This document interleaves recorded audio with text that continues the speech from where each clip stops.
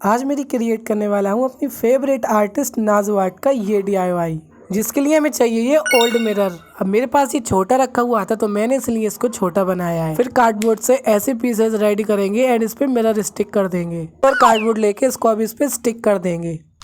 अब इसकी rough edges को कवर करने के लिए मैंने यहाँ पे व्हाइट पेपर लगा दिया। फिर मैंने यहाँ पर अपनी दूसरी टेबल लगाई, इसके ऊपर पाउडर डाला एंड हाथों की मदद से अच्छे से फैला दिया। फिर ले ली मैंने वॉल पुट्टी से बनी हुई किले एंड इसकी छोटी छोटी रस्सियां बना ली। अब इन रस्सियों को मैंने मिरर पे स्टिक किया।